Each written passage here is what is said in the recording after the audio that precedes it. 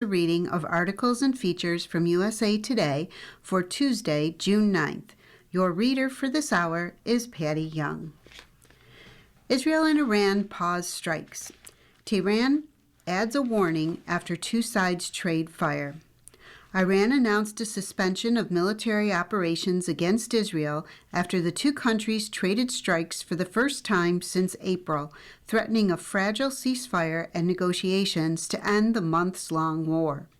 The Unified Command of Iran's armed forces announced the halt in fighting June 8th, but warned of far more severe and crushing measures if Israel does not end its military campaign against Hezbollah in Lebanon.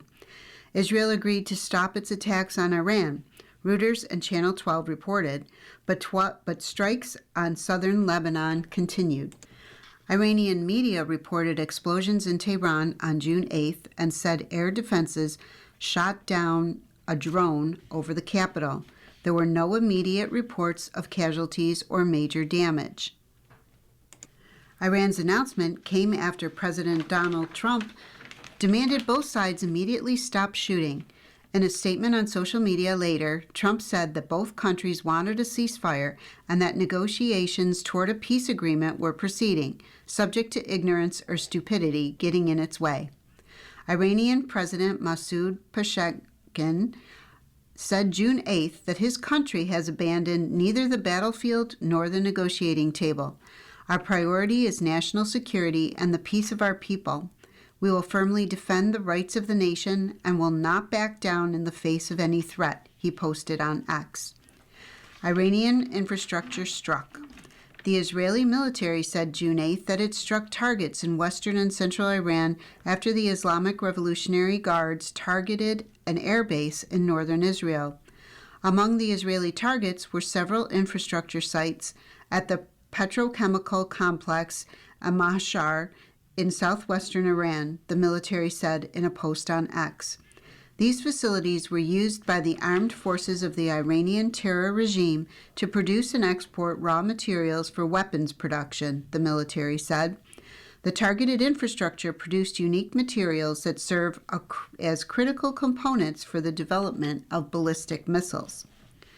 Tensions high since ceasefire. Iran had not targeted Israel directly since the United States and Iran agreed to the fragile ceasefire on April 7th, though Hezbollah has continued attacks. Tensions have remained high since the ceasefire, and the two sides have launched attacks on each other multiple times in recent weeks.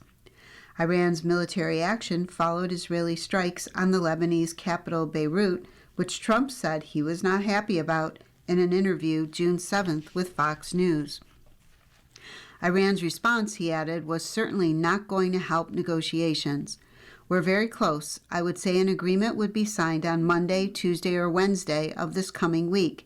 And now this takes place, the president said. You've shot your missiles. That's enough. Get back to the table and make a deal. Promises of retaliation. Abraham Raisi, a lawmaker who serves as spokesman for the Iranian Parliament's National Security Committee, posted on X that Iran would deliver a decisive and painful response to Israel's strikes on Lebanon June 7th. The IRGC said its attacks on Israel were a warning of a broader response that would encompass all U.S. and Israeli targets in the region if aggressions are repeated. The IRGC also said the Israeli military must halt attacks on Lebanon and warned that if Israel retaliates, it will face more crushing and regretful blows. We had previously warned that if the crimes in the Dalia region of Beirut expand, we will attack targets in the occupied territories, the IRGC's top joint military command said. Trump, I call the shots. Trump and Israeli Prime Minister Benjamin Netanyahu have clashed in recent days over Israel's military campaign in Lebanon and the risk it poses to Washington's talks with Tehran. After Iran launched strikes at Israel over the weekend, Trump told the Financial Times that Netanyahu would not escalate the situation with more strikes. Netanyahu won't have any choice, Trump told the outlet. I call the shots. I call all the shots. He doesn't call the shots. The president added that Iran's strikes on Israel are not going to have any impact on the deal, according to the British newspaper. We'll see how it ends up, but they were attacks that did not kick at all. It's one of those things that's been going on 3,000 years or 47 years, depending on how you count, he said. Ignorance or stupidity. According to Reuters, Trump and Netanyahu spoke over the phone before the president posted on social media June 8th that Iran and Israel were seeking an immediate ceasefire. Final negotiations on peace are proceeding, subject to ignorance or stupidity getting in its way, Trump wrote on social media. The blockade will remain in place and in full force and effect until a final deal is reached, he added, referring to the U.S. blockage of Iran's ports in the Strait of Hormuz. Tehran has continued to block shipping through the key waterway, which carried a fifth of the world's crude oil and liquefied natural gas before the war. Trump has said any peace deal must prevent Iran from ever developing a nuclear weapon. Iran's demands include the lifting of international sanctions, the release of billions of dollars in frozen assets, and recognition of its sway over the strait. Pakistan. Peace is within reach. Pakistani Prime Minister Shehbaz Sharif said June 8th that the final objective for negotiations is within reach and urged all sides to exercise restraint. The recent surge in violence in the Middle East is a stark reminder of the dangers associated with a tenuous ceasefire and the unbearable consequences it may lead to, Sharif posted on X. As we work earnestly and painstakingly together with our brothers and partners to find a peaceful diplomatic solution to the conflict, and especially when the final objective is just about to be achieved, we sincerely urge all sides to exercise restraint and give peace a little more chance. Meanwhile, the U.S. Ambassador to Lebanon, Mikhail Issa, said June 8th that Lebanese-Israeli negotiations were scheduled to resume in Washington. President walks off NBC's Meet the Press. Trump is challenged over claims of rigged elections. President Donald Trump abruptly ended contentious and rainy interview with NBC's Meet the Press after he was challenged for saying without evidence that California's elections are rigged. Trump also defended a controversial $1.8 billion anti-weaponization fund despite his administration publicly abandoning the plan. And he warned that the United States will remove Iran's highly enriched uranium militarily very harshly if its leaders don't agree to dispose of the material in the ongoing war. Here are top takeaways from Trump's interview with Meet the Press host Kristen Welker, which aired June 7th. Trump walks out of interview. Trump cut the interview short after the topic turned to California's slow counting of ballots in last week's primary elections, which has delayed final results in the state's governor race and Los Angeles mayoral election, among other contests. Trump said the elections are rigged by Democrats and accused California election officials of being crooked, echoing the same baseless allegations he's made about his 2020 presidential election loss.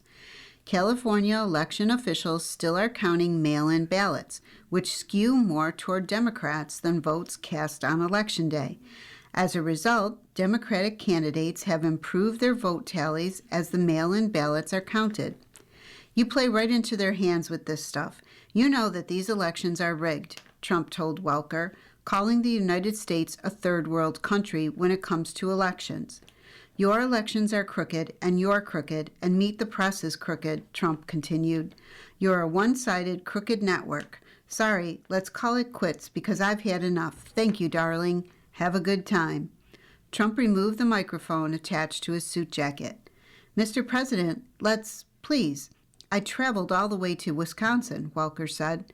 I sat in the rain with you for an hour, Trump replied before getting out of his chair. Loud rain creates delays throughout the interview. Rain could be heard loudly hitting the metal roof of the building where Welker and Trump sat down, a disturbance that seemed to annoy the president. The interview took place Friday, June 5th, inside a barn at Chippewa Falls, Wisconsin. Trump was visiting the city and holding a roundtable discussion with farmers. Trump remarked on the rain multiple times. "Is that wind or what?" Trump said at one point when the rain became particularly loud. "What is that?" Welker, during another moment, said, "As we're having this conversation, we can hear a lot of rain." "No, a lot of rain," Trump interjected. "I'd pay them." Trump still supports anti-weaponization fund. Following bipartisan pushback, the Trump administration retreated from plans to set up a $1.8 billion anti-weaponization fund that could have provided payments to individuals who alleged they had been unfairly treated by prior administrations.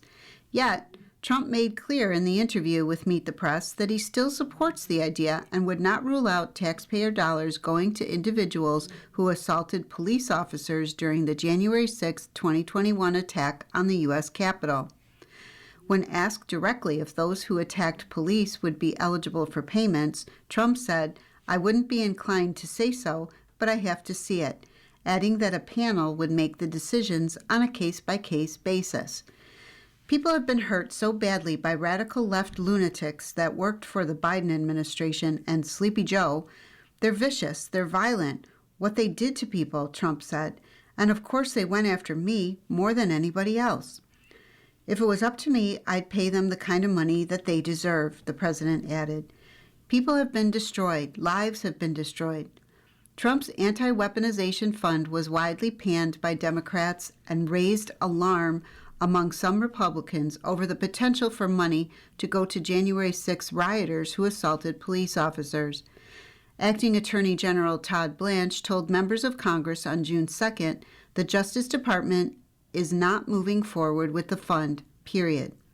Trump, however, hasn't changed his opinion. "Personally, I think the weaponization fund is a great idea, and so do many other Republicans," Trump said. "You have to get it approved. If they get it approved, that's great. If they don't get it approved, I'd be disappointed." Trump says U.S. will remove uranium with or without a deal.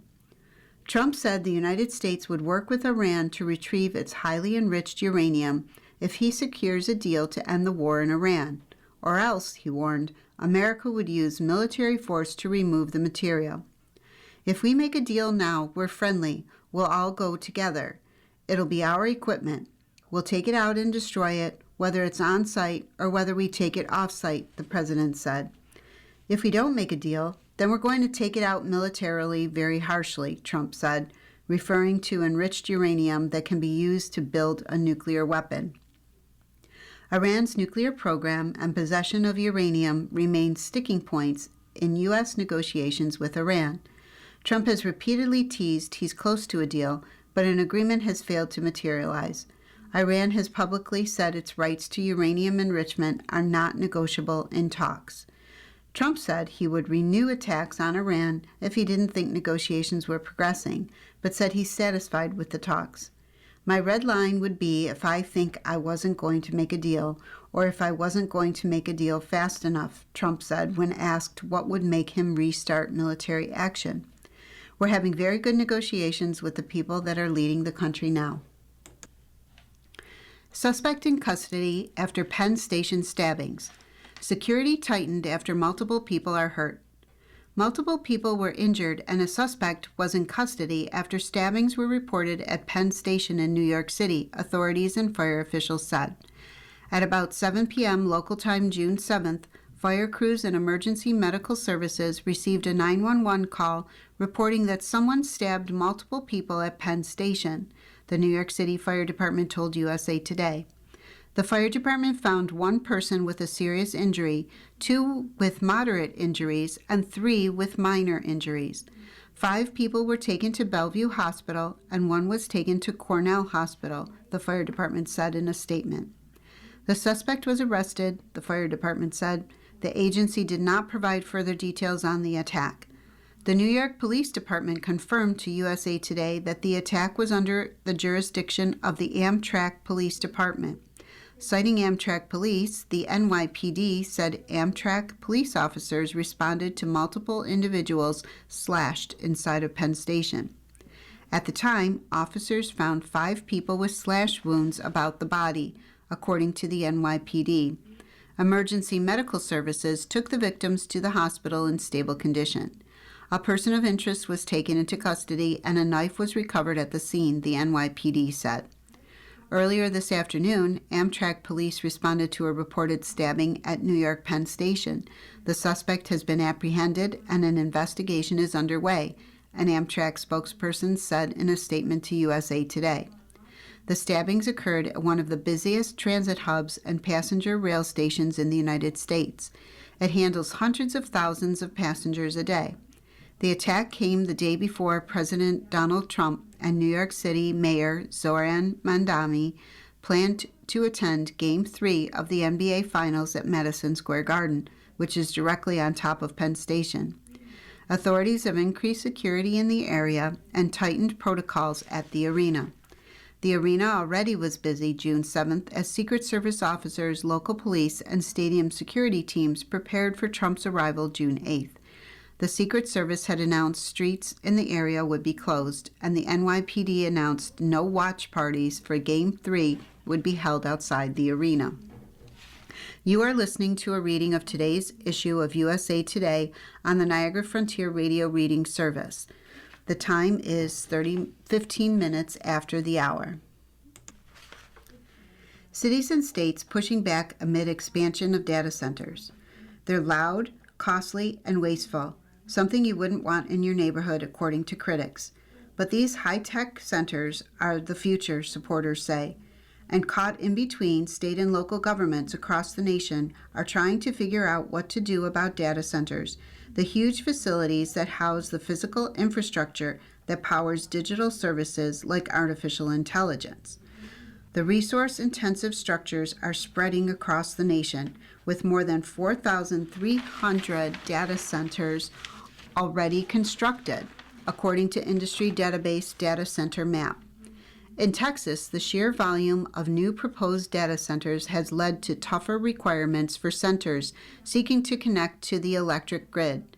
And at least one startup is experimenting with the idea of putting mini data centers directly outside homes and businesses. And they're wildly unpopular among many Americans. Gallup survey results released in May found 70% of Americans oppose the construction of data centers in their communities, with more than half expressing strong opposition. Common concerns include massive energy and water consumption, electronic waste, and noise pollution.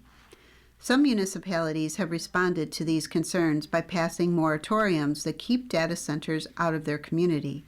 Among them is Monterey Park, California, which is believed to be the first city to implement a permanent ban through a ballot initiative. Voters there approved the ban June 2nd. But statewide bans have proved more elusive. Lawmakers in several states have proposed setting stricter rules for data centers. Supporters say the facilities are necessary for the industry to grow, provide high-paying jobs, and boost local economies. Among them, the Digital Power Network, which bills itself as a national coalition spearheading policy advocacy for the Bitcoin ecosystem. The group has argued against moratoriums, saying that changes catalyzed by data center demand would benefit all energy consumers. At least 38 states offer tax incentives intended to attract more data centers. The National Conference of State Legislatures reported in April. We are all more and more consuming technology and data, and these data centers are going to get built, Michigan Governor Gretchen Whitmer said June 2nd, one day after she attended the groundbreaking for a $16 billion hyperscale data center campus. So my thought is, if we can hold them to a high standard and do it in Michigan, that's the best way to do it, not watch them go everywhere else and do it in a really bad way. Some states are expanding these subsidies while others are scaling them back. Meanwhile, thousands of reports about concerns over AI data centers have poured into a website created by environmental activist Erin Brockovich. Brockovich has called for more light to be shed on how these facilities are developed. Efforts to ban data centers. Lawmakers in at least 14 states have introduced legislation to temporarily halt the construction of new data centers as these concerns mount, according to the National Conference of State Legislatures. More than half of those bills have failed to advance. Maine appeared poised to become the first state to impose such a ban until Governor Janet Mills vetoed the bill in April. New York moved closer to becoming the first when legislators on June 4th passed a bill that would ban data center construction for 1 year. Similar legislation remains pending in Georgia, Michigan, Pennsylvania, South Carolina, and Vermont, according to the National Conference of State Legislatures. In Ohio, a grassroots group is collecting signatures for a constitutional amendment that would ban large data centers, although advocates face a long road to the ballot. The campaign comes after Governor Mike DeWine passed a controversial tax break for data centers that cost nearly $1.6 billion in 2025. Samuel Menges, 12, was among those who spoke out against the facilities in the Ohio State House on June 1st, reported the Columbus Dispatch, part of the USA Today network.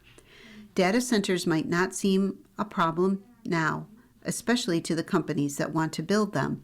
But what happens 50 years from now when the natural waterways have dried up, millions of acres of farmland have been destroyed, and the communities have health problems from contaminated water or from other unforeseen problems, he said.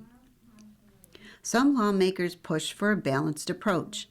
Many states have enacted or introduced legislation that doesn't halt the construction of new data centers, but imposes regulations in hopes of protecting nearby communities from rising utility costs and mitigating adverse environmental impacts. A study from the University of Michigan found the construction of data centers raises utility rates for nearby residents and small businesses. Large data centers can consume up to 5 million gallons of water per day, equivalent to the water used by a town that's home to between 10,000 and 50,000 people, according to the Environmental and Energy Study Institute.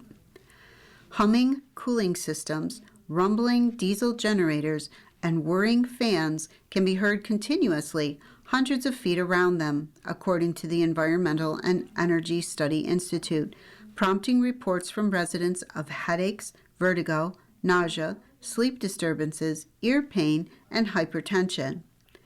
Lawmakers in 27 states are considering legislation that would require large load customers like data centers to bear the cost of new energy infrastructure needed to support them, according to an April report from Multistate.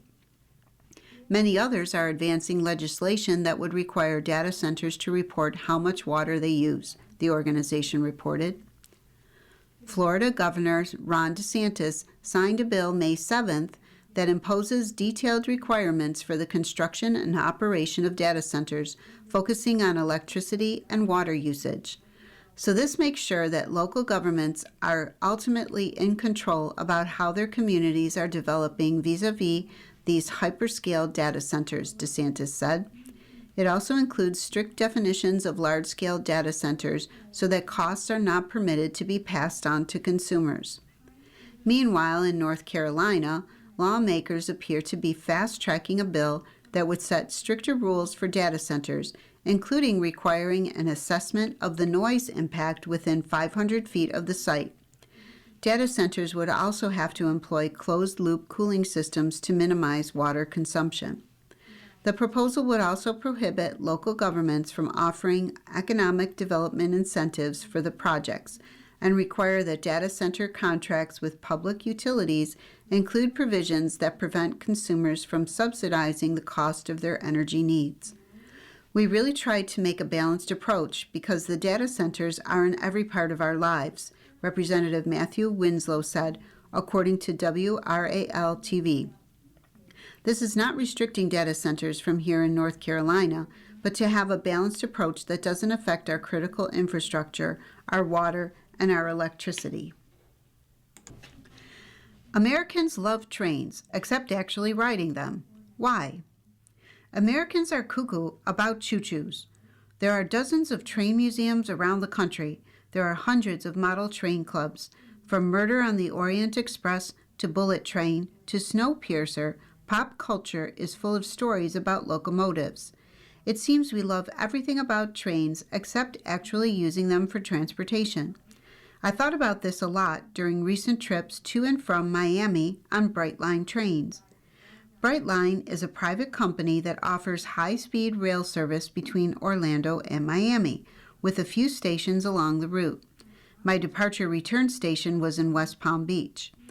The company also has been pursuing plans to offer service between major cities in Texas and California. Gasoline prices being what they are, and the cost of everything, cars and car insurance included, going up, you might expect people to be clamoring for alternative ways to get from point A to point B. Brightline train isn't moving fast enough to outrun critics. Yet, if you see a lot of the media coverage about Brightline, particularly in my home state of Florida, you might get the impression that the trains are transporting the Ebola virus, not passengers who have discovered an antidote for road rage. Brightline is a boondoggle. The trains kill people, and when they aren't killing people, they're making too much noise trying to warn people of their approach. It's true that a substantial amount of public money, roughly $500 million from cities along the route, has been invested in Brightline's tracks, stations, and crossing improvements. That might seem like a lot for the government to be spending to benefit a private enterprise, until you compare it with the gobs of money the government uses to subsidize other forms of private transportation.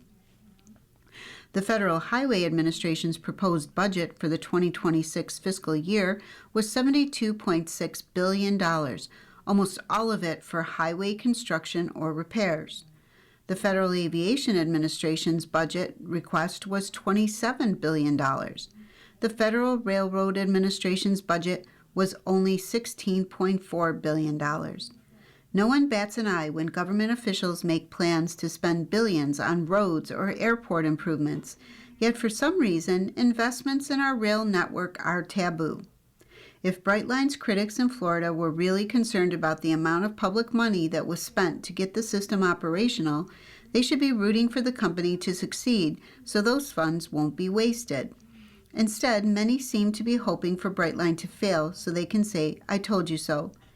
It's also true that about 200 people have died in pedestrian or vehicle collisions with Brightline trains since the service began operating in South Florida in 2017. No one should try to minimize those deaths, although many of them were thought to be suicides or tragic accidents involving people caught on the wrong sides of safety crossing gates. Yet people die in car accidents across the country every day. In Florida, crashes involving Brightline trains always are big news. Fatal car accidents on nearby stretches of Interstate 95 or the Florida Turnpike are barely mentioned, if at all. The public has come to view traffic fatalities as just part of modern life, while deaths by train are somehow much more catastrophic. My recent trips on Brightline felt comfortable and secure. The clean and brightly lit stations are equipped with cameras and metal detectors. As a guard at a checkpoint examined my keychain to make sure it didn't contain a small knife, I thought that the fears of hoodlums using the trains to get around as they did in A Clockwork Orange and The Warriors seemed laughably far-fetched. My friends and I were seated at tables with plenty of room to work or relax. Food and drink were only an app or order away. It's hard to put a price on whizzing past traffic jams. If you've never been stuck in South Florida traffic, you might not be able to fully appreciate how empowering it feels to whisk right through it. It's hard to put a price on that. My round-trip cost, including train tickets and parking, was about $50. Obviously, that would be too much for a commuter to pay every day. But Brightline wasn't set up for that purpose. Miami has a different train system, Tri-Rail, for moving people from place to place within the metropolitan area. Brightline's primary market is business and leisure travelers who want to visit cities that are a little too far away to easily reach by car, but too close for airplane trips. Brightline has made its share of mistakes, but the company often has been its own worst enemy.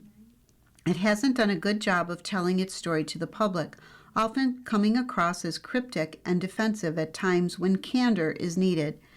Among the company's most callously boneheaded practices has been referring to people killed or injured on the tracks as trespassers. But as the saying goes, just because company officials are paranoid doesn't mean people aren't out to get them. In my hometown of Stuart, some residents strongly oppose spending public money on a Brightline station because they believe, counterintuitively, that the station would bring more car traffic downtown. It would actually do the opposite. But once a juicy social media narrative gets rolling, it's hard to stop. There also is a popular conspiracy theory that Brightline's development was an elaborate ruse to get the tracks upgraded so freight trains could use them to haul hazardous materials. Anyone who has lived in Florida more than 5 minutes should know that no such ruse would be necessary. As long as it was done in the name of economic development, freight haulers could easily have gotten government permission for any requested upgrades. Despite rising ridership, Brightline is having trouble making debt payments and could face bankruptcy. If that happens, Brightline's creditors will be wise to let the company reorganize rather than going out of business.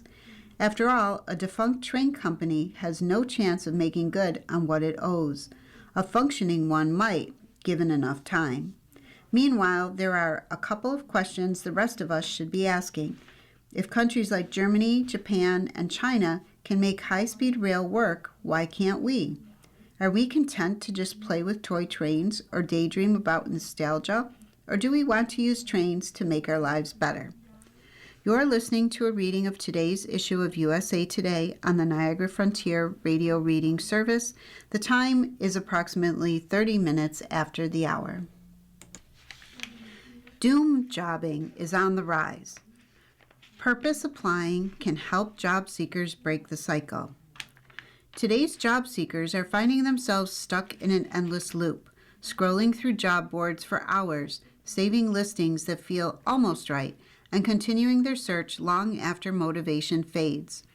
What often begins as a focused effort to find a better role or an attempt to leave a tough job market can quickly turn repetitive and unfocused, with candidates applying for jobs that don't fully align with their goals but still feel worth a shot in the moment. That experience has a name: doom jobbing. It reflects a growing workplace behavior shaped by uncertainty in the job market and pressure to constantly stay in motion. What is doom jobbing? Doom jobbing is a recent workplace phenomenon that mirrors the compulsive pull of doom scrolling. It describes job seekers cycling through listings that don't fully match what they're looking for, yet applying anyway out of urgency or uncertainty. Though it can feel effective, it often turns into a cycle of applying without clear direction. It's like you're mindlessly looking at things and not necessarily doing anything productively with them, says Dr. Jamie Shapiro, an organizational psychologist. As you scroll through endless job listings, it triggers something in your brain. Anytime we scroll, we get those dopamine hits, she says. This often happens when people are burned out or when they're at an organization that doesn't make them feel appreciated, she says. This leaves job seekers to fantasize about other options. The behavior can create an illusion of control alongside the short-term dopamine hit. One downside of doom jobbing is that it can keep job seekers busy without truly moving them closer to the roles they actually want. Over time, that cycle can take a toll on confidence, networking, and long-term career direction.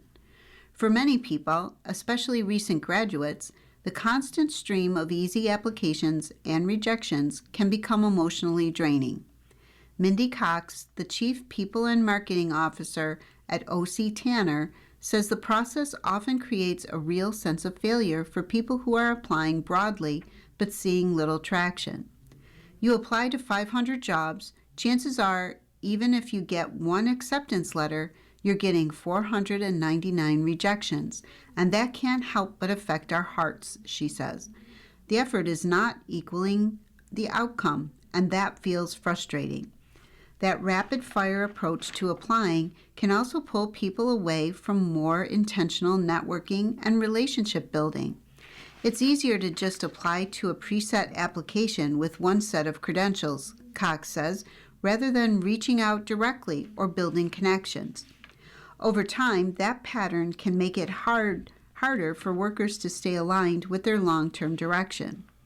Life is expensive right now, and of course you need something in the interim sometimes, Cox says, but if you're in the mindset of long-term thriving, you've got to get into a role where you feel that purpose.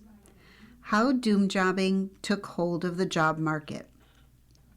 Doom jobbing began to gain traction as AI, easy applied job boards, and a tough job market reshaped how people look for work. Rising layoffs across major industries and new graduates struggling to break into the workforce have added to the pressure, creating a wider sense of urgency in the job search. But according to Shapiro, there are a couple of additional factors worsening the trend. First is the way AI is being discussed in the workplace and the media, often through what she describes as a fear-based lens. That constant sense of threat, she adds, puts people into survival mode, in which burnout becomes more likely and people are left fearing for their jobs.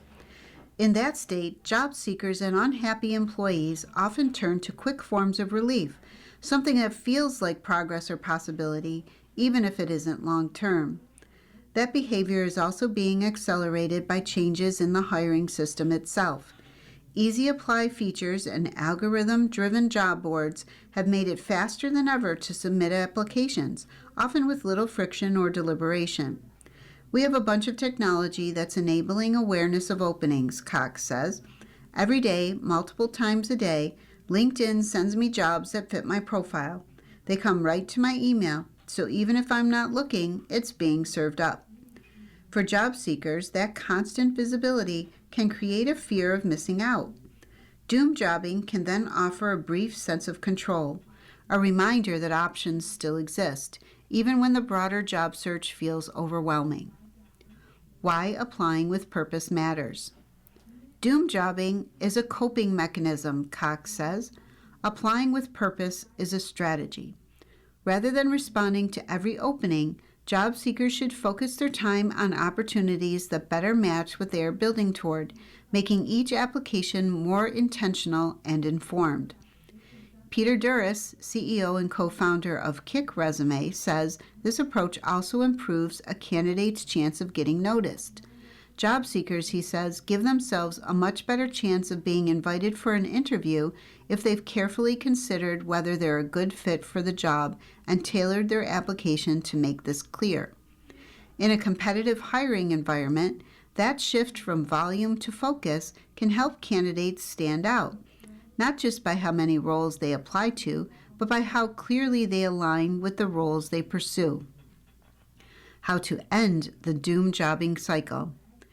The first step to ending the doom jobbing cycle is self-awareness, Shapiro says. When job seekers notice they are doom jobbing, she suggests taking a pause to reset the search. She compares it to social media use, when time can slip away without you noticing.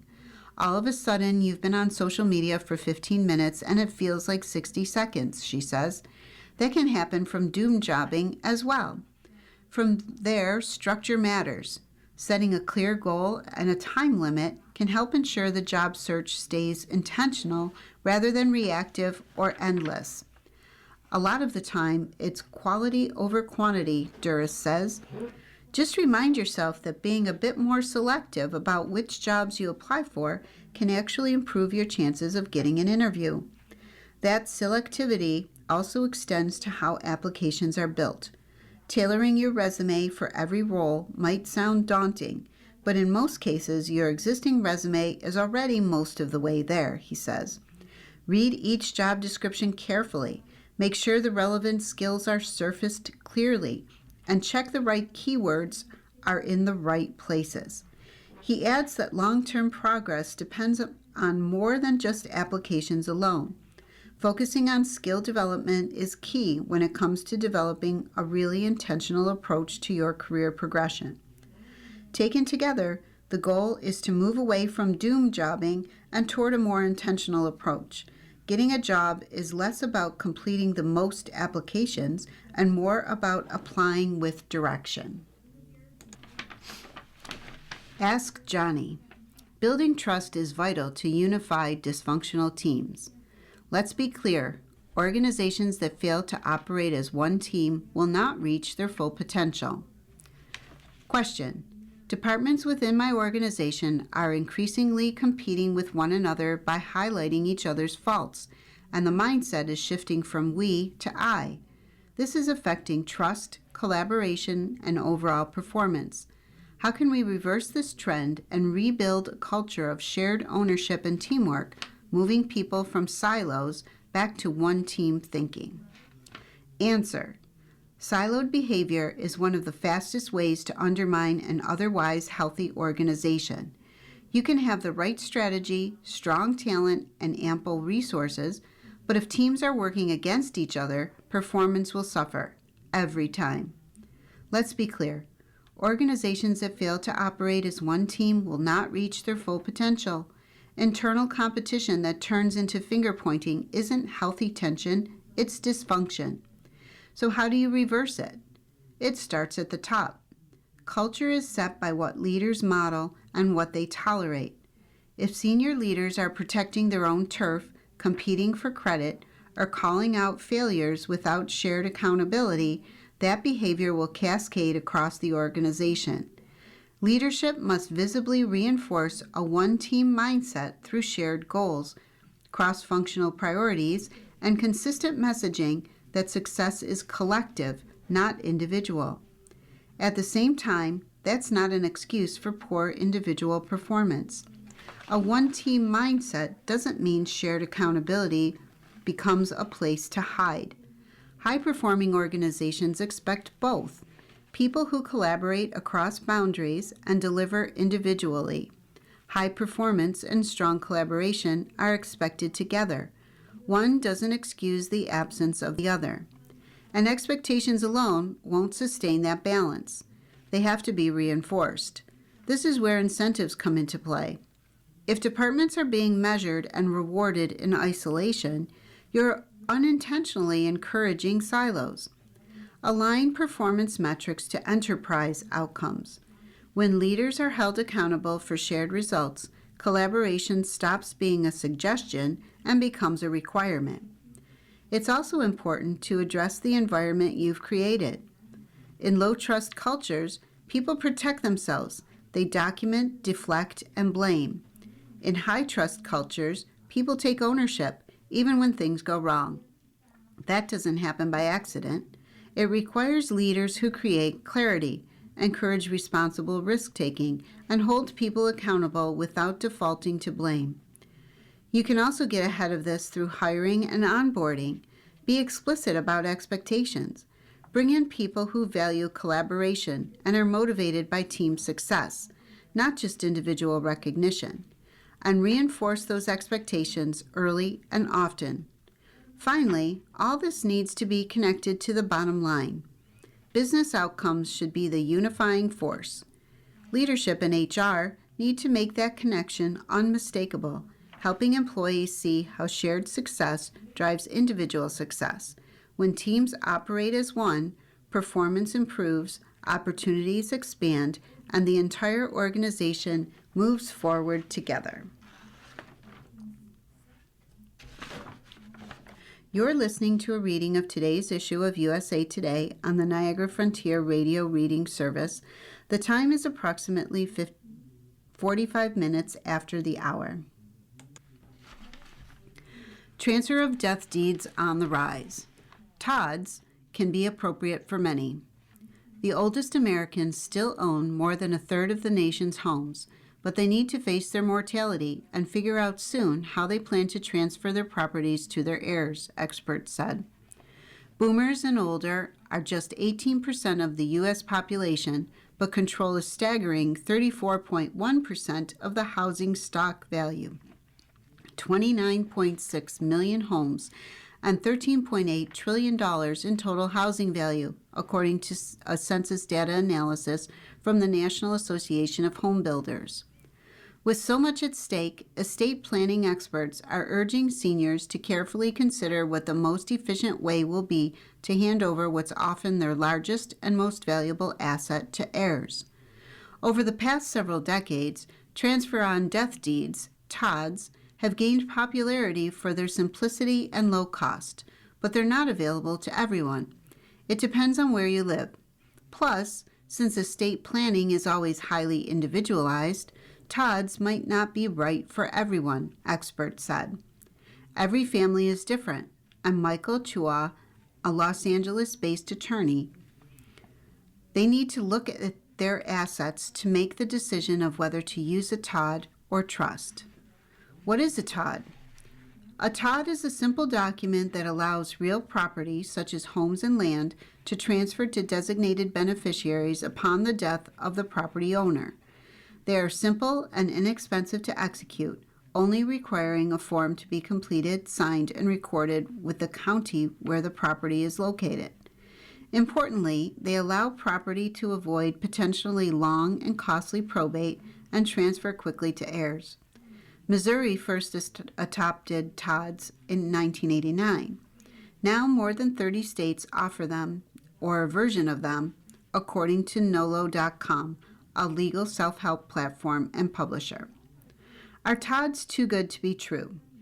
TODs can be appropriate for many Americans who don't have large, complicated estates, experts said. They're best used for smaller estates, said Don Ford, an attorney at Ford plus Bergner, LLP. They avoid probate and are not as complicated as trusts. Simple estates that don't have a wide variety of assets can benefit too, said Corey Kruger, managing partner of Hensley and Kruger. If someone owns only a home and financial accounts, such as a brokerage account, 401k, checking and savings accounts, a TOD for the home and naming beneficiaries on the other financial accounts could suffice and save people a lot of money, he said. Adding beneficiaries to financial accounts doesn't cost anything, and setting up a TOD can cost hundreds of dollars, much less than a trust, attorneys said. Establishing a trust can cost thousands of dollars, plus possible ongoing administration fees. However, TODs do have some serious drawbacks, estate lawyers said. A TOD is a targeted instrument just for a transfer at death. It does not take care of other things, Chua said. For example, if mom's alive but incapacitated, the heir legally owns nothing and has zero rights to manage the house. A TOD assumes nothing happens to mom and dad. They die in line, and then the house goes to one kid, so there are no conflicts, he said. A TOD also doesn't protect the home from creditors if the heir has unpaid debts. Since a TOD transfers property to an individual, the house is in that individual's name, and creditors can come after it, Kruger said. Who shouldn't use a TOD?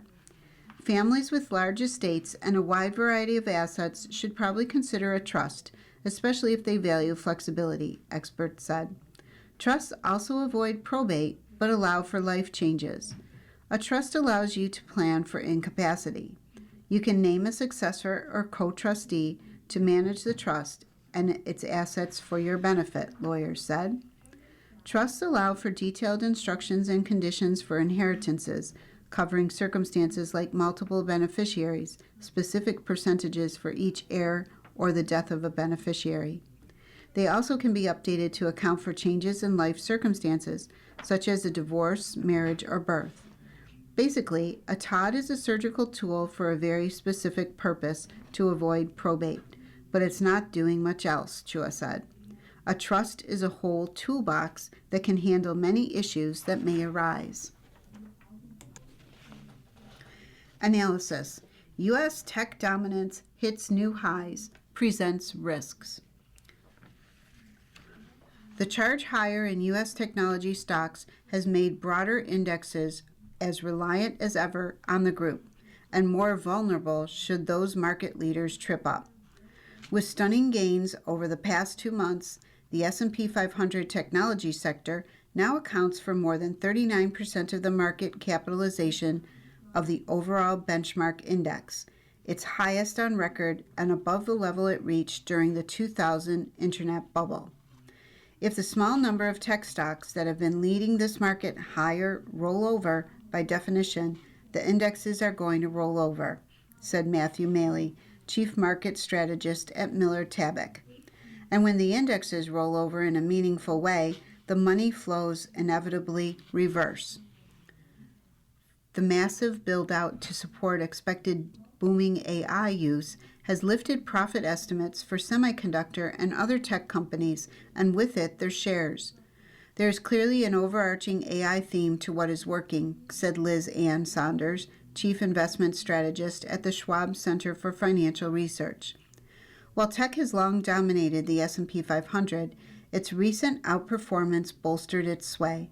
Since the market's March low for the year, the tech sector soared nearly 47%, more than doubling the S&P 500's gain in that time, led by semiconductors. Micron shares jumped 230% in that time, while Intel and Advanced Micro Devices gained more than 160%. However, in this bull market that began in October 2022, Turnquist noted that an average of 61% of the index has traded above their respective 200 DMAs, near current levels.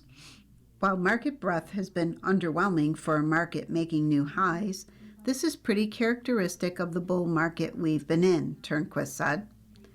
Another sign of a narrower rally is the S&P 500, which is influenced by companies with large market values, beating an equal weight version of the benchmark index, which many investors view as a gauge of the average index stock. The S&P 500, as of May 29th, has outperformed its equal weight counterpart by the largest amount in a 9-week period, according to LSEG DataStream data dating to 1990. That relative strength means the largest companies are producing much higher returns relative to the average company, said David Lefkowitz, head of U.S. securities at UBS Global Wealth Management. The firm wants clients to make sure they are not too heavily allocated toward winners of the past few years, Lefkowitz said.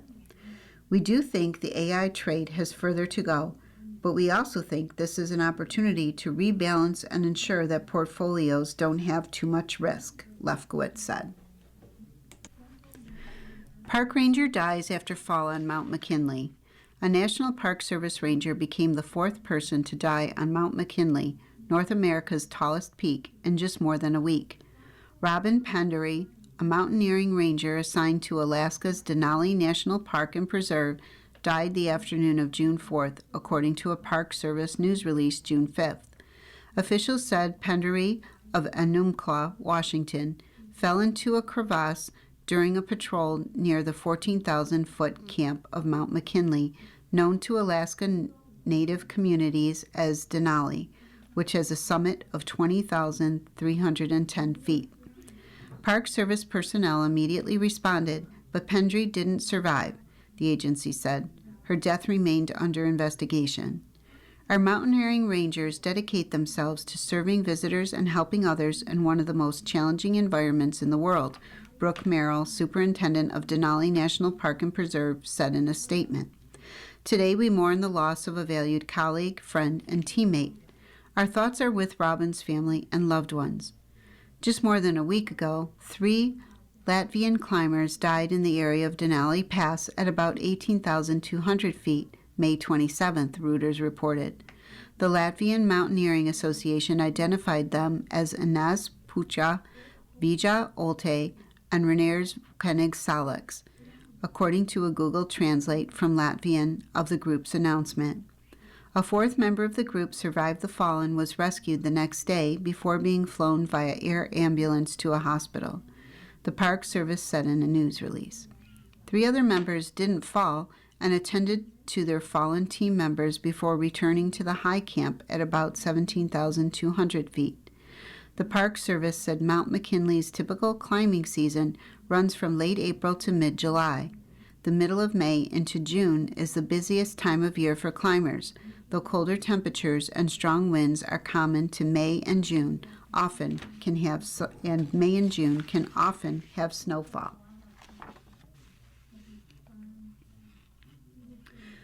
You're listening to a reading of articles and features from USA Today for June 9th on the Niagara Frontier Radio Reading Service. We'll return for more readings after this short break.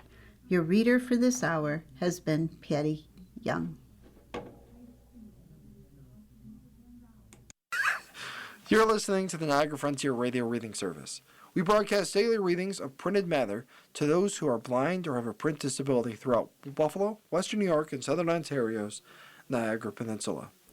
Almost 40 years and more than 300,000 hours of radio readings to those without sight. Our broadcast signal is provided at no charge by WNED. Niagara Frontier Radio Reading Service broadcast studios are at 1199 Harlem Road in Cheektowaga. Please let others know about your Niagara Frontier Radio Reading Service. For more information, call us at 716-821-5555.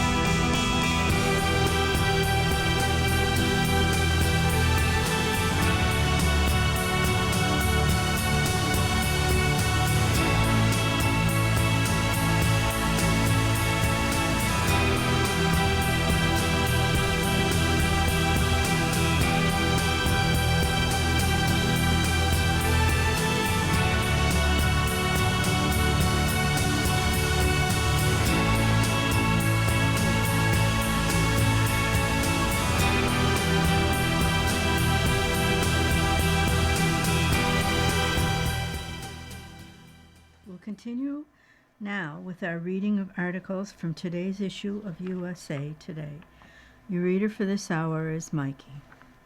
And we're going to continue with sports here. Judge rules for Sorsby play in 26. This is written by John Bryce. Texas Tech quarterback Brendan Sorsby's college football career effectively just got a Hail Mary reprieve. The District Court of Lubbock County, Texas, on June 8th, awarded Sorsby a temporary injunction against the NCAA, restoring his eligibility.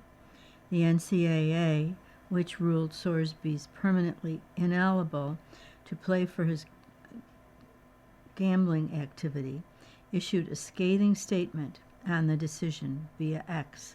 Quote, "The NCAA strongly disagrees with the court's ruling in Sorsby's case and is deeply concerned about the damaging, far-reaching, and broadly destabilizing ramifications of the outcome, which undermines and corrupts the integrity of sports," unquote. The NCAA wrote, quote, "The NCAA is committed to supporting student-athlete mental health, but must continue to aggressively defend against actions that defraud college athletics and threaten competitive integrity, such as betting on one's own sport." The NCAA could elect to appeal the judge's decision, USA Today Sports has learned, just as Sorsby would have been within his rights to appeal the judge's ruling had his request for an injunction relief been denied. USA Today Sports has reached out to Texas Tech's officials for comments on Sorsby's legal victory. After 2 seasons at Cincinnati, Sorsby signed as a transfer to Texas Tech in January, but has been under investigation since April for violating NCAA gambling rules that turned into Sorsby's admission to having placed, quote, "thousands of bets," unquote. Notably, Sorsby bet dozens of times on his initial college football program, Indiana University, during his freshman season, and on June 1st, in a Texas courtroom, Sorsby petitioned Judge Ken Curry for injunction relief. In granting the temporary injunction, Curry wrote on behalf of the court that, quote, "applicant has demonstrated he will suffer a probably imminent and irreparable injury if the court does not grant this temporary injunction, because he will be unable to participate as a member of Texas Tech's 2026 football team, including Texas Tech's 2026 football season, and 1. benefit from elite coaching, training, resources, camaraderie, and regimen that only being a member of a Division I football team can provide. 2. Build the skills necessary to maximize his own success during the college football season, as well as that of Texas Tech's football team and each of its players. And 3. Make an informed decision regarding whether to enter the 26th NFL supplemental draft," unquote. The NCAA noted in its own court filings in response to Sorsby's formal request for injunctive relief that Sorsby had not voluntarily sought to enter the outpatient treatment center to treat Sorsby's, quote, "gambling addiction," unquote, until he and Texas Tech officials were notified that he was under investigation for his gambling activities. Court documents showed Sorsby admitted to dozens of bets on Indiana. Sorsby argued he never bet against his teammates or their performances. Okay. Pitch of the season. In today's era of analytics and technology, one team takes control inside the dugout. This is written by Gabe Blocks. Washington. Miami Marlins manager Clayton McCullough was leading his ace, Sandy Alcantara, for the 7 strong innings he pitched against the National League's most potent offense, and delivering the usual platitudes one would expect in a victory post-mortem. He mixed his pitches well, McCullough said of the former Cy Young Award winner, used his entire arsenal, kept James Wood, the most dangerous man on the Washington Nationals, off balance in limiting the 6'7" slugger to an infield single and striking him out twice. Yet the credit for what went on between the lines really only extended to Alcantara's execution of the pitches. Let me just turn to page 7 and finish this article.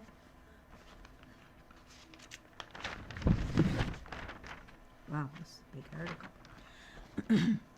The roadmap to set up and punch out opposing batters was almost exclusively the domain of 2 men perched in a photo well next to the Marlins dugout, armed with reams of data and flashing numbers and hand gestures to catcher Joe Mack, who would then glance at a wristband on his left arm and relay their order to Alcantara by pushing buttons on his PitchCom device. And then Alcantara would deliver the pitch of choice. The technologically crude relay system belies the stupendous amount of data informing every pitch decision, and it represents the latest modern battleground in baseball's never-ending conflict between touch and feel and decision sciences.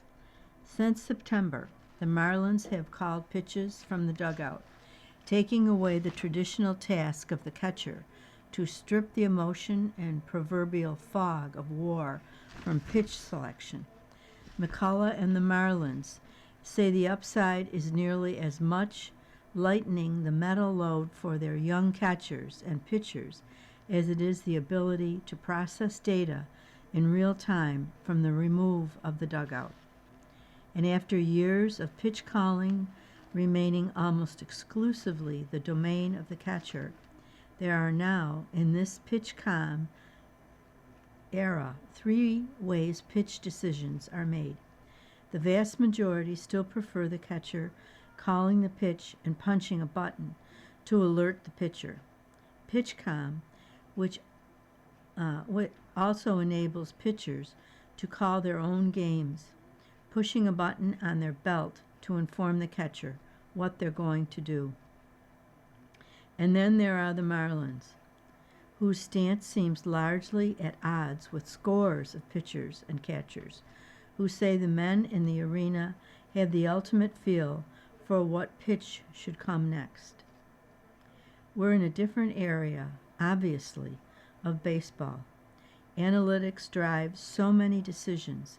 Veteran San Diego Padres right-hander Lucas Giolito tells USA Today Sports.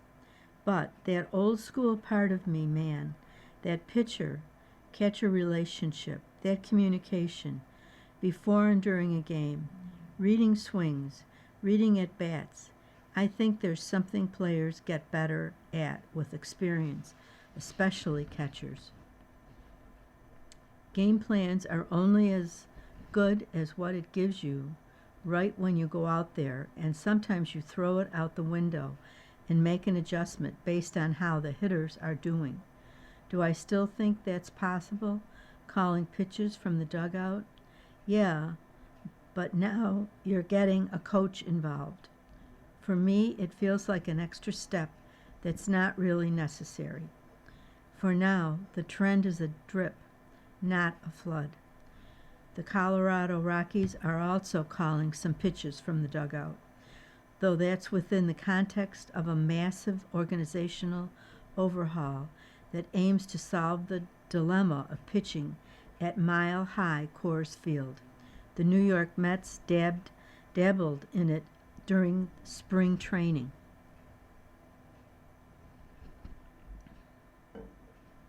Others have recoiled.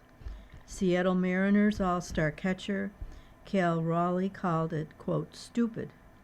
Another contingent wants to see proof in the pudding, which leads down to a rabbit hole of cause versus correlation. The Marlins serving as the lab rats. Call is coming from inside the dugout.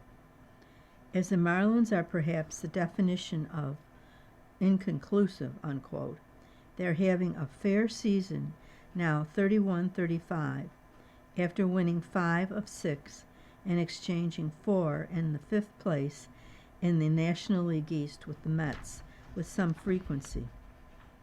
It's not exactly the large step forward the franchise perhaps hoped for after Miami finished the 2024 season on a 54-32 heater. By September, the club decided to start calling pitches from the dugout, a practice the Marlins began with their Class AAA Jacksonville, Florida club. Come 2026, Jacksonville pitching coach Rob Marcello was promoted to the big club, serving as an assistant pitching coach, and he and Major League field coordinator Aaron Lenhart are often the ones relaying the signals, somehow even more analog version of the goofy signs and poster boards college football teams use to relay plays in from the sideline. The call from the dugout is typically signaled within 2 to 4 seconds of the pitch clock countdown beginning. Joe Mack or Liam Hicks push the buttons, and the pitcher fires. Quote, it's a lot different and it's new to me, Alcantara tells USA Today Sports. Quote, I've been in the game a long time and all, so it's different to me, but I just got to keep trust because they are trying to do their best, help the young pitchers and the young catchers. I think it's a great idea for us to get better.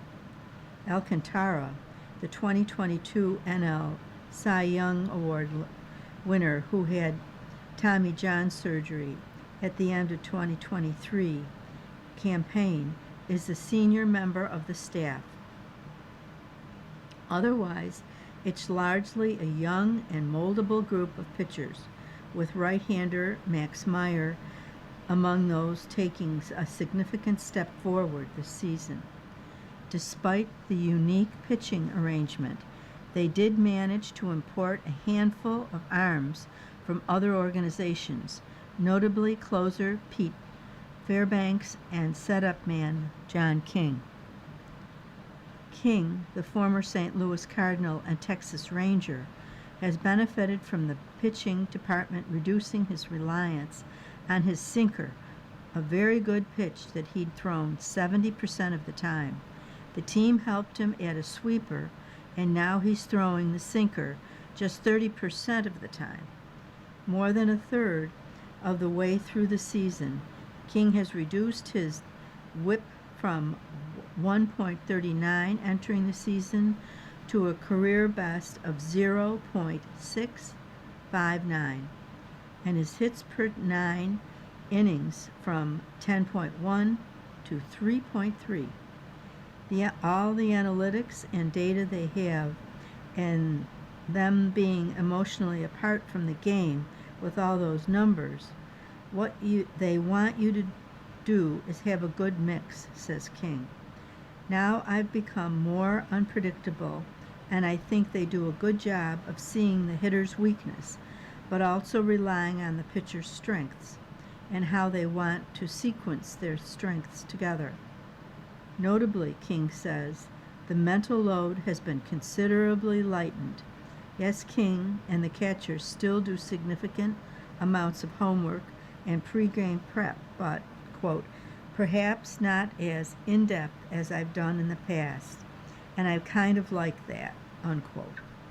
because I don't think we need to be thinking about 20 different things at once. Where do I throw my sinker? Where's the best place to put this off speed, especially with 2 strikes? And while taking away pitch calling duties from Hicks might be professionally neutering him to some degree, it's hard to argue with the entire contribution this season. You're listening to a reading of the issue of USA Today on the Niagara Frontier Radio Reading Service. The time is 15 minutes after the hour. Okay, now let me get us back.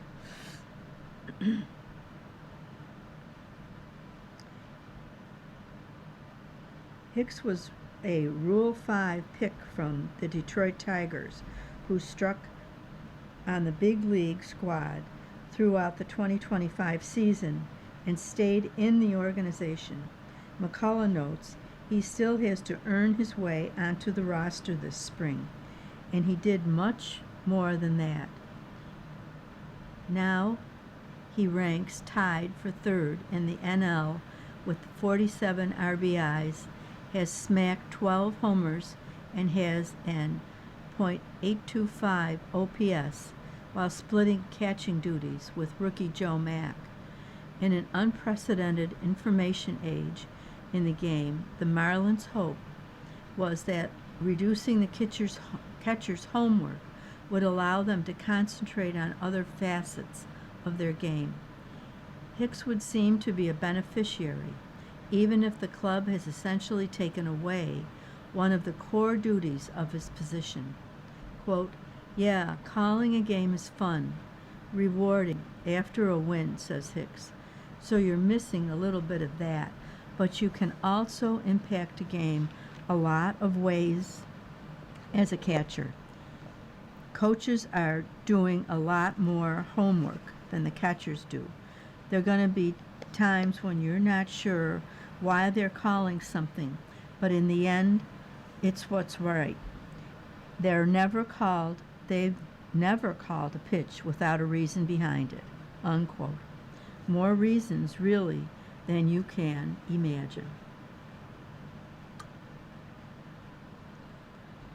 A nightly grade for the pitch callers. Excuse me. If there's any upside for the catchers getting stripped of pitch calling duties, it's gaining the ability to say, "Hey, don't look at me," after an opposing batter deposits a pitch over the fence. Quote, "I feel the catchers because I feel for the catchers, because I feel like it handcuffs them, but it also alleviates the pressure," says Blue Jays ace Kevin Gausman. "It's coming straight from the dugout, so if it doesn't work, it's like, well, you guys told me to throw that slider." There are positives and negatives to both of it, but I never thought I'd see it in the big leagues. Marcelo, the 35-year-old assistant pitching coach, is the man likely charged with bringing it there. He workshopped pitch calling as a Class AAA Jacksonville's pitching coach, then was added to the staff this year. He sets up in something resembling a sniper's nest with Major League Field Coordinator Aaron Lenhart, also known as the guy who invented the torpedo bat, and they flash signs to Hicks or Mack. By night's end, the Marlins information machine will spit out validation or scorn beyond what the final score might indicate. There is an analytical guide post-game that they'll give me, Marcelo tells USA Today Sports.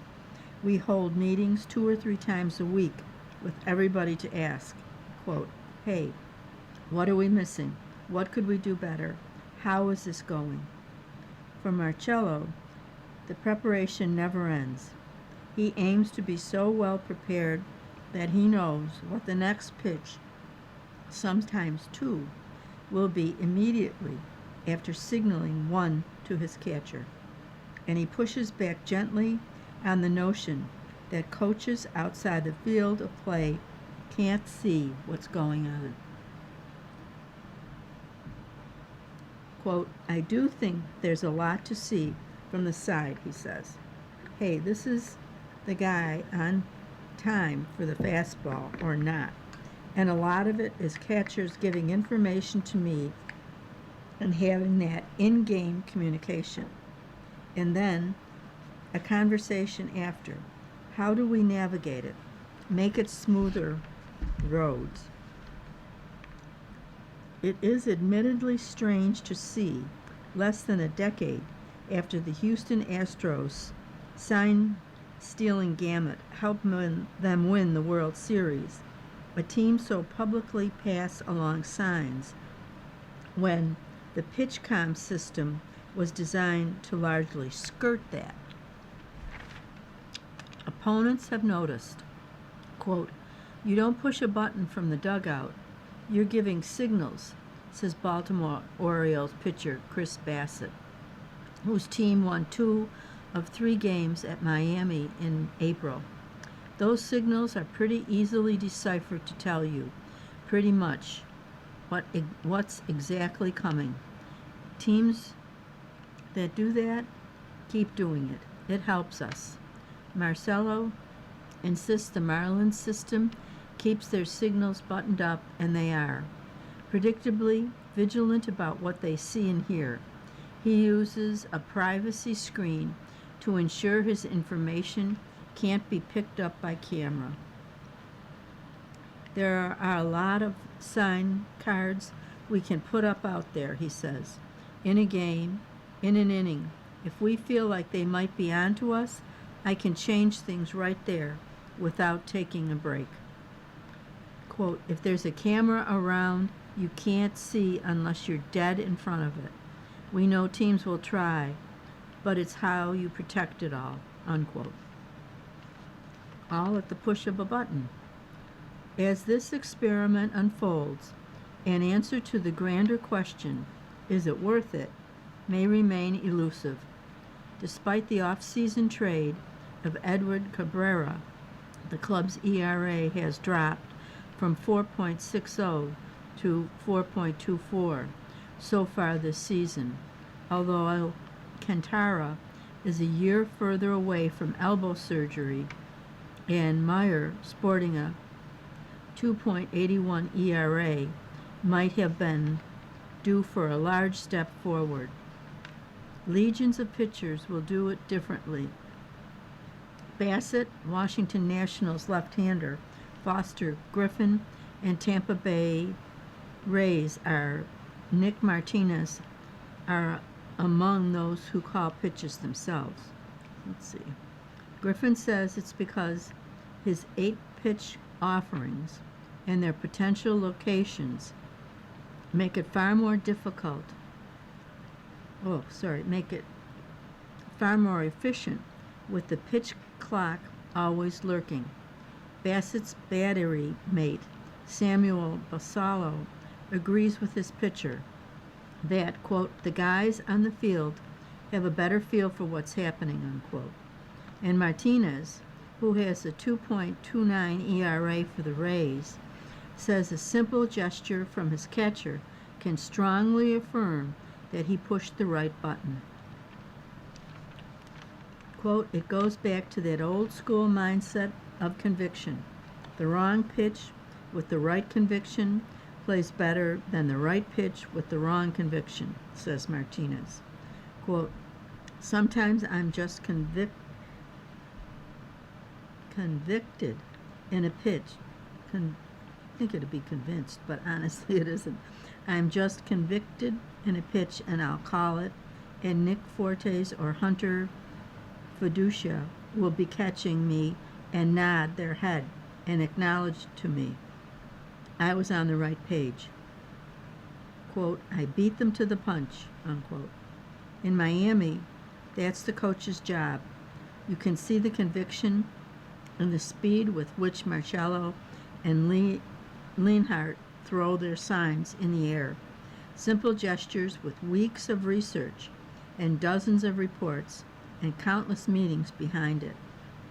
Soon, the league will let them know if it was all so much wasted motions. Major League Baseball is a copycat industry, and time will determine if the Marlins are truly on to something. They're not waiting around for such validation. Quote, "It provides us the opportunity to get in what we feel is the most appropriate pitch. Selection A every time," says McCullough. "We continue to evaluate. We're looking at certain metrics and will continue to do that. We're gaining more and more information over time as we do this and still believe it's what's best for us, the Marlins. It hasn't changed why we still feel like it's beneficial." Okay. Let me scoot back to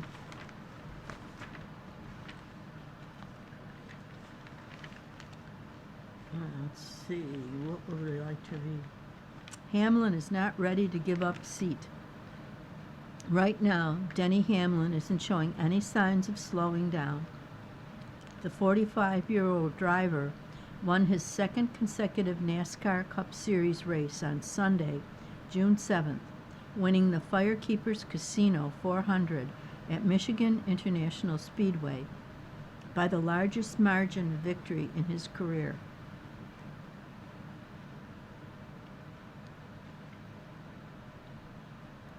.11 seconds. Whew. Hamlin now has 3 wins on the season, also taking the checkered flag at Nashville and Las Vegas. He's second in the points standing, trailing Tyler Reddick by 51. Quote, "This might be the most exceptional thing he's done," Joe Gibbs, owner of Hamlin's number 2 Toyota, said after the race.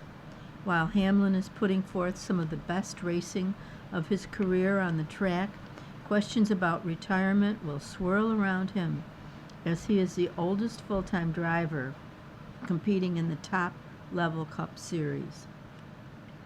After winning at Michigan, which gave him 63 victories in the Cup Series, putting him in a tie for 9th with the late Kyle Busch, Hamlin seemingly confirmed what his retirement plans might be in a post-race interview with Prime Sports. Quote, "Well, I mean, I have a commitment to Gibbs no matter what, whether we win the championship this year or not. At the end of next year, listen, I told them, just check with me in 6 months. But I don't want to leave them kind of in a flux," Hamlin said. They've got a great driver in Brent Cruz. It's going to be ready, more than likely by the end of the year. So I don't know. It'd be hard. If it was right now, it would be really hard. But I find it hard to believe that we're going to be at this level at this time next year. The Athletic reported last August that Hamlin's contract with JGR runs through the 2027 season and mentioned Cruz as a possible replacement for the number 2 Toyota if Hamlin decides to walk away. Cruz, an 18-year-old from Hickory, North Carolina, signed to JGR as a development driver. He is placed in the top 5 of 12 second-tier O'Reilly Auto Parts races this season, has 4 top 10 finishes in 11 Craftsman Truck Series competitions, and has 6 victories in the third-tier ARCA Menard Series. In this post-race season press conference with reporters, Hamlin explained that he's pessimistic about being able to race this well for years to come because he believes Father Time will catch up with him. Hamlin has never won a Cup Series championship. He's placed in the top 4 7 times, including last season when he finished second to Kyle Larson. You're listening to a reading of today's issue of USA Today on the Niagara Frontier Radio Reading Service. The time is 30 minutes after the hour. Now we'll switch over from sports and see what's going on in the life section of USA Today. Lizzo rebuilt herself and found a new bold groove. This is written by Melissa Rigori. After a swoosh of lulling strings, Lizzo gets to the point. Quote, "Here's a toast to wasted time and all the energy I put into these people," she sings on Toast, the opening track of her new album, Bitch, out now. It has been 4 years since the candid singer-songwriter born Melissa Jefferson released a new record, and the 12 tracks on her latest showcase, a Lizzo who has been through it, dug deep, and has a few things to say.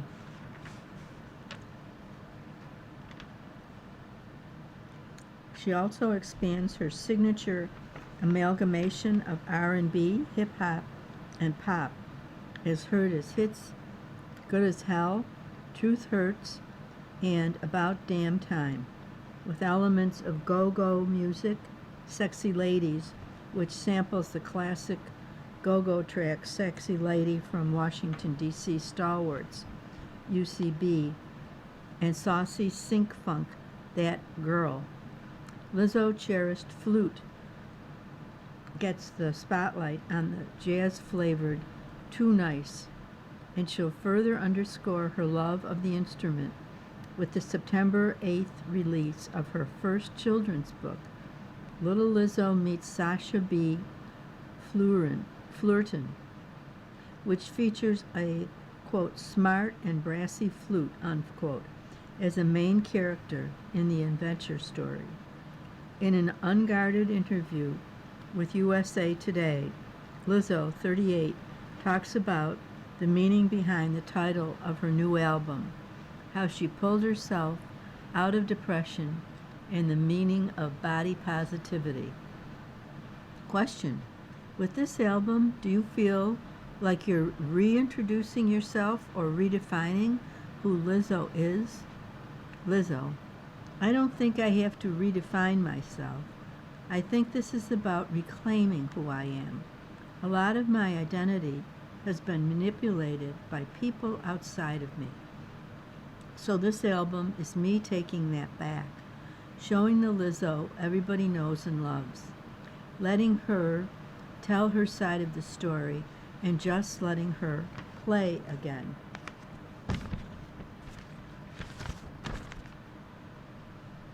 Why was reclaiming the word bitch important for the album? There's this Cat Williams joke he made about me, where he was like, they'll come for anybody. They'll come after Lizzo, and she's unproblematic. And that just goes to show you can be fat, you can be black, you can't be no fat black bitch. And I was like, whoa, that is the realist. Like, God forbid you're having a bad day, or God forbid you weren't rainbows and sunshine one day. You'll get crucified, especially as a black woman in this industry and in society. I wrote the song around that with a sample from Missy Elliott's She's a Bitch and the interpolation of Meredith Brooks' Bitch on top. So it was like bitch on sandwich. You've also changed the album title from Love in Real Life and said that shifted the tone from something softer to something more bold. Why was that important? Let's turn the page and find out. It was very intentional. The world has changed a lot in the last few years, not just politically, but emotionally and psychologically. I had to change with it. Artists don't project what the world should be. We reflect what it is. Right now, we're in a time of conflict, so I'm fighting for myself and that's where the energy of this album comes from. There's still humor on the album, like in Whose Hair Is This? That has a great kicker. That was the last song I wrote for the album. She laughs. Yeah, that really happened. I was freaking out over some hair that I found and then realized it was from a wig I wore. I was like, this is so funny. I had to put that in a song because it's relatable. It was like you were tripping and there was no reason to trip. You've been open about going through a dark period a few years ago. How did you get to a place where you could write a song like Happy to Be? That's a really good question because I don't think I write happy songs when I'm happy. I write happy songs when I'm trying to be happy. I wrote that song when I was searching for gratitude. I remember thinking, I'm not feeling this. And then I had this vision of myself singing to my fans in the audience. I got emotional, I cried, and that's when I found the gratitude. It became about reminding myself where I was and where I'm going. And then I have my fans to help me get back to joy. You've always been very much yourself in public. Has that changed? I'm way more protective of myself now. I choose what I want to share and how I want to share. I'm an oversharer by nature. I'll type things out and not post them. But I've learned the internet doesn't need every thought in my head. I have boundaries now, and everything I share is on my terms. Has that shift come from wanting to avoid backlash? It's not even about what people say back to me. I don't really care about that. It's about responsibility. I have people depending on me, my family, my team.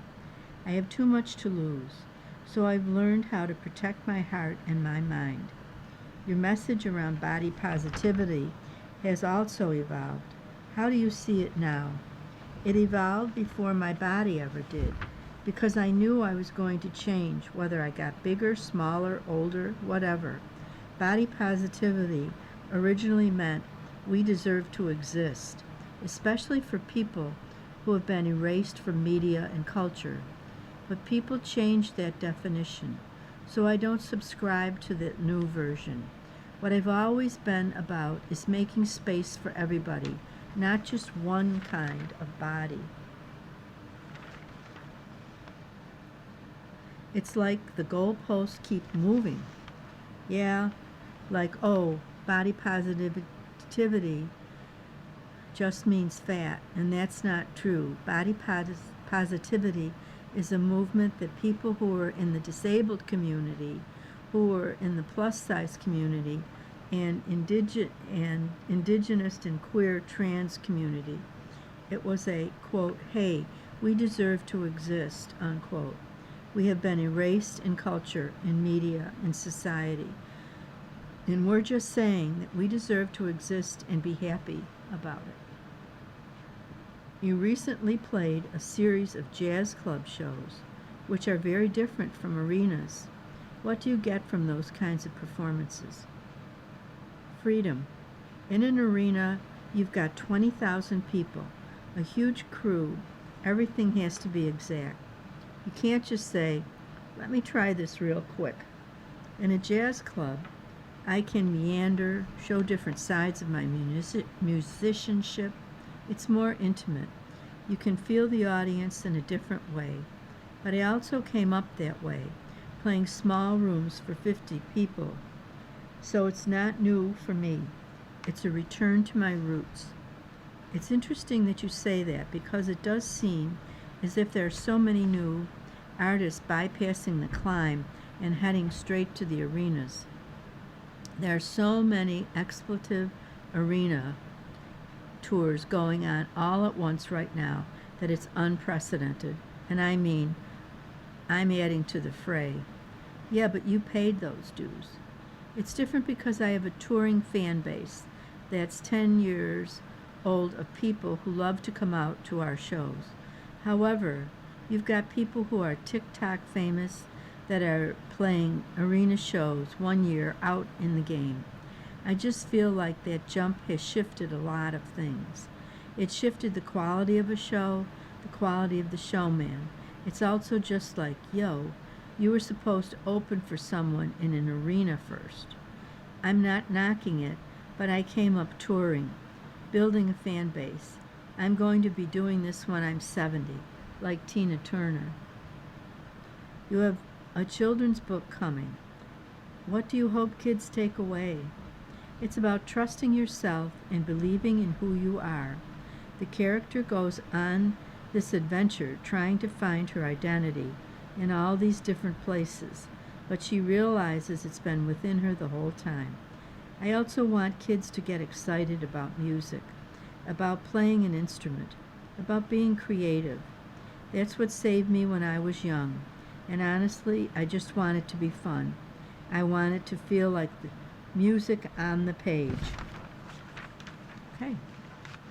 Now let's see what else is on the front page here. They said, what? The Star's best quotes. It's just terrible. I'm awful. I have a real affection for it. But I was like, oh my God, I suck, I suck. This just doesn't work. Paul Rudd to Seth Meyers in a sit-down interview after Rudd's acting career at Tribeca Festival in New York on June 4th. The Ant-Man star roasted himself over his performance in one of his first movies, the reviled horror sequel Halloween, Curse of Michael Myers.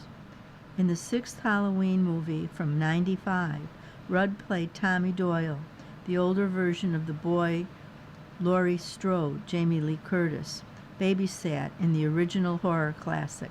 The film had a messy production history that resulted in two different cuts, one which ends strangely with Rudd's character stopping the slasher villain Michael Myers with rune stones.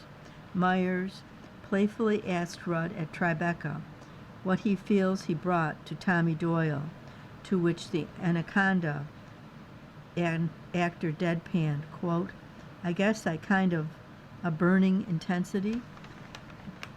Okay. And now we'll see From Pink to Politics. Joyful show is pointed to. This is written by Patrick Ryan. New York. Tony Award voters were happy to get lost in Schmigadoon. The new Broadway comedy made off with major hardware at the ceremony Sunday, June 7th, winning 4 statuettes, including Best Musical, based on the Apple TV series.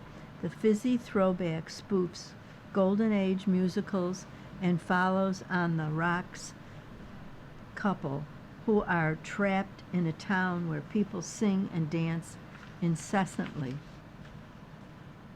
The telecast was chock full of mesmerizing performances from Evita star Rachel Ziegler, who took our breath away with her generous tribute to a chorus line, and the mind-blowing cast of Cats, the Jellicle Ball, who turned Radio City Music Hall into a euphoric queer dance floor. Hollywood stars such as John Lithgow from Giant, Laurie Metcalf, Death of a Salesman, and Alden Ehrenreich, Becky Shaw, each scooped up acting prizes, while 2 of the season's very best offerings, Titanic and Two Strangers, Carry a Cake Across New York, sadly went home empty-handed. Here's the night's most unmissable moment.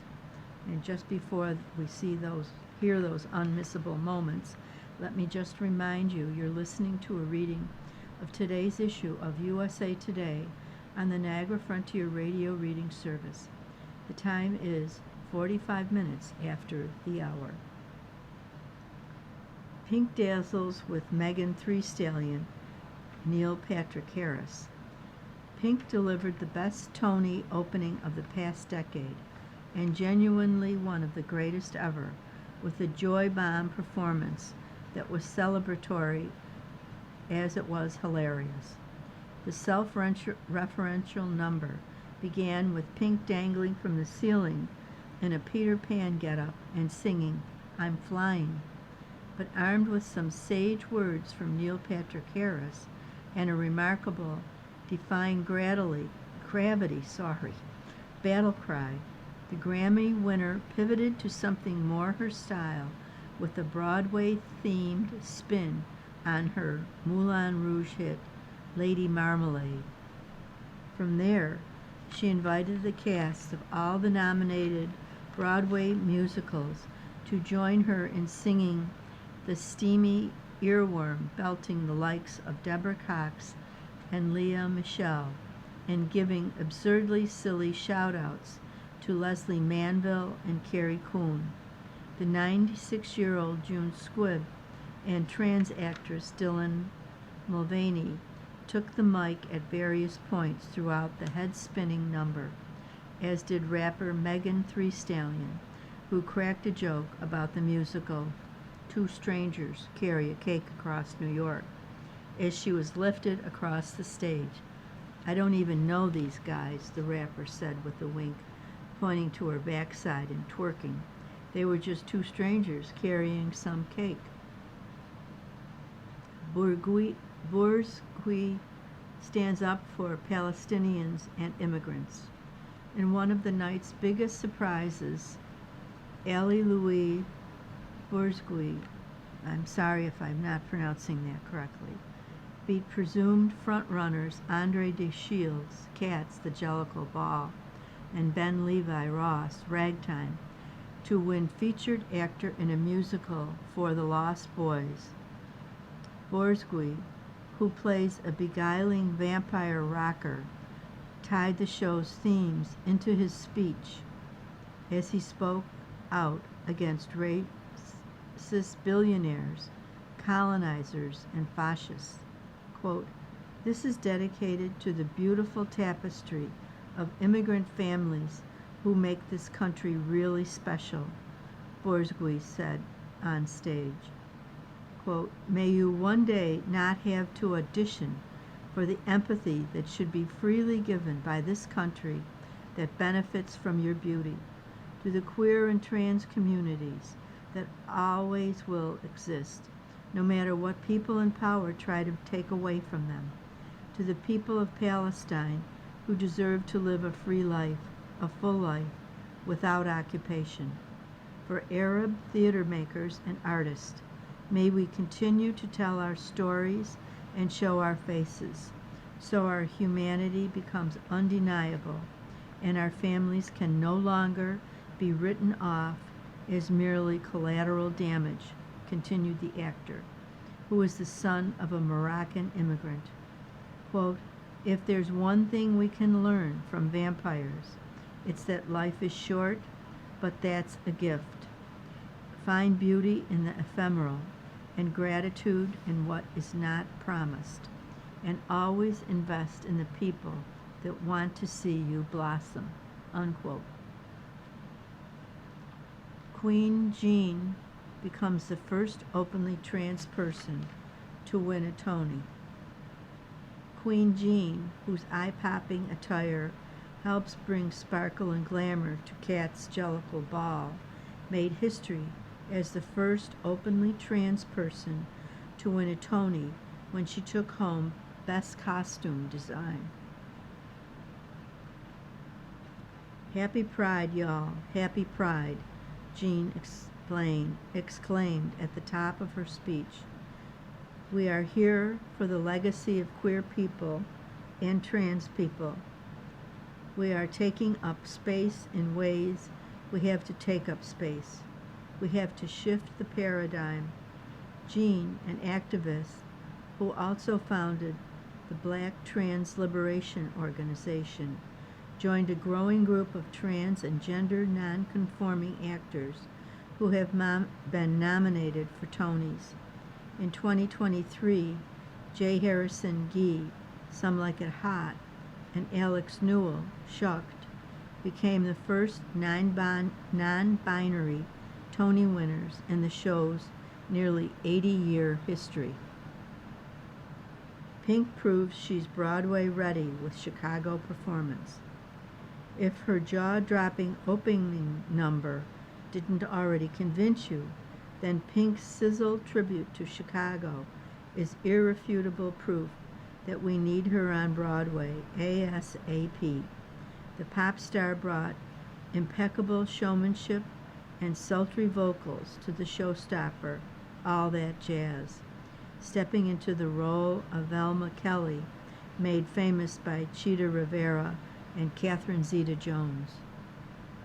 Queen Latifah, who co-starred with Zeta-Jones in 2002, the Oscar-winning movie Chicago, introduced the anniversary medley, which included cheeky cameos from Cedric the Entertainer, Jesse Tyler Ferguson, and Whitney Levitt in the Cell Block Tango.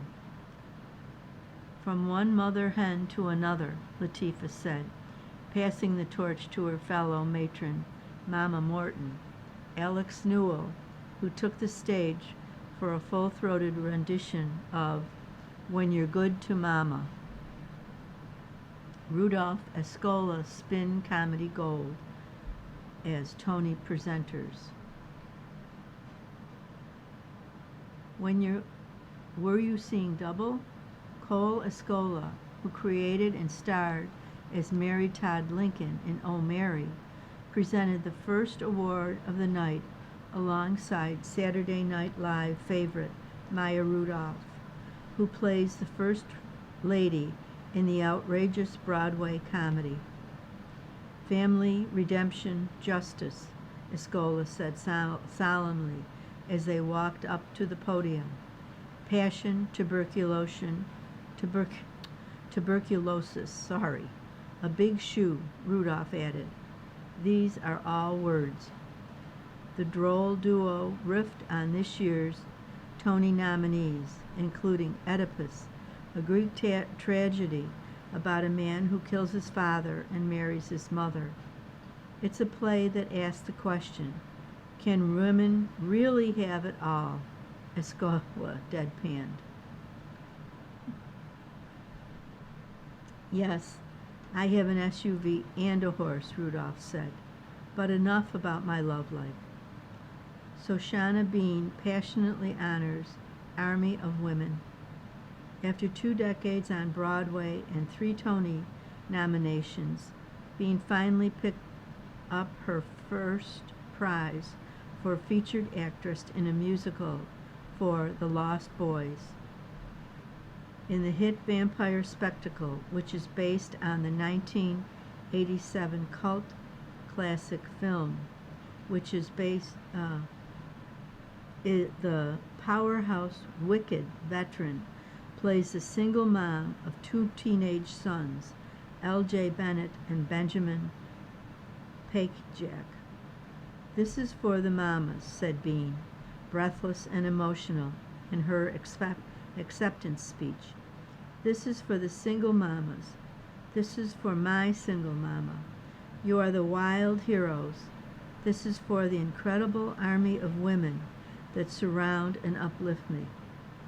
This is for every woman who ever felt like she was too much or not enough.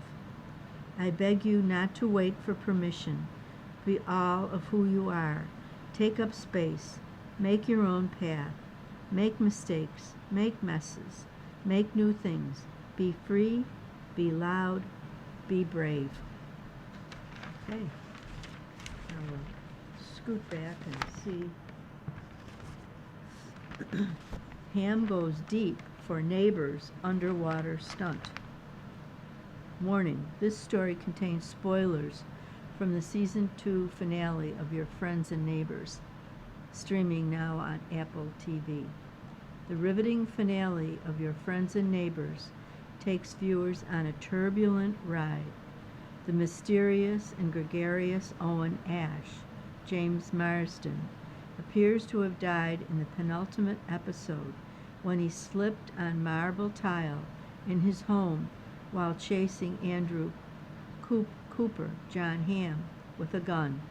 Ash, who had injected himself with ketamine, was enraged after finding out that Coop had informed his boss of his place on the Treasury Office of Foreign Assets Control, OFAC, list. But when Coop, Barney Choi, Hoon Lee, and a reluctant Nick Brandis, Mark Tallman, tried to dispose of Ash's body using his Escalade in the June 5th finale, Ash wakes up and begins sparring for his life. He tries to throw Barney from the car and strangles Coop with a seatbelt. There's a moment in the movie Tommy Boy, Hamm, 55, says in an interview with USA Today, where they put a deer in the back of the car and it goes crazy. That's what it reminds me of, which is very stupid and silly, but also funny. The 1995 Chris Farley and David Spade comedy, Your Friends and Neighbors scene, was a very difficult scene to film, Hamm said, because of tight quarters and the required action. There were all of these elbows and limbs flying everywhere. While the chaos ensues, Nick swerves to miss a deer in the road and ends up in a lake. Nick, Barney, and Coop surface, escaping from the submerged vehicle, but Ash perishes, for real this time. To further cover their tracks, the three decide to move Ash from the back of the car to the driver's seat to make it look as if he drove into the water.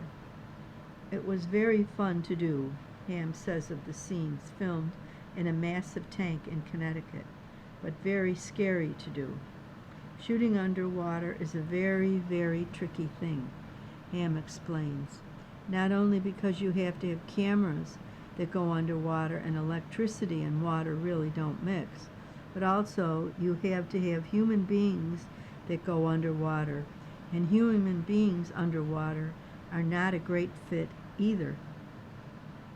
As a former member of his high school swim team, Hamm feels, quote, very comfortable in the water, he says. Doing stunts like that is always super fun, unquote.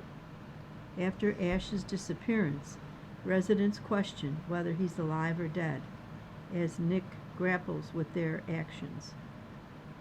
The three of us crossed a line that night and we knew it, Coop says in the finale. Whether or not we'd get away with it remains to be seen. We shared a secret now, a big one. And I am reminded of an old Ben Franklin quote. Three can keep a secret if two of them are dead. And Hamm believes that scene will become a driving force for season 3.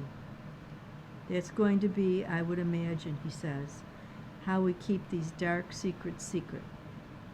And should they be kept secret? Should they be secrets at all? Should Coop really be involved in any of this? And I think the answer is probably no. He needs to kind of grow up and get out of this world, but it's harder and harder to do.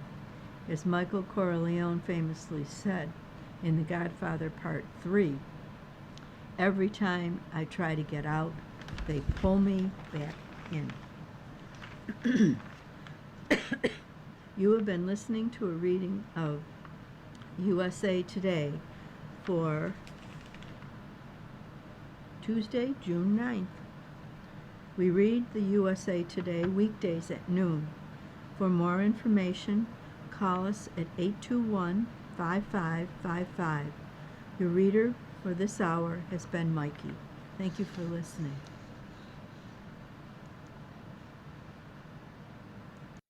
Coming up next in the Niagara Frontier Radio Reading Service, we have episode number 12 of 1929 by Andrew Ross Sorkin.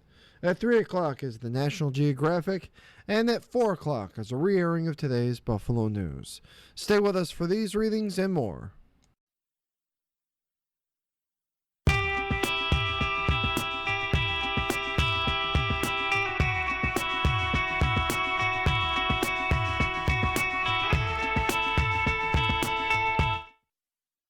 following program is intended for listeners who are blind, have low vision, or have another print disability.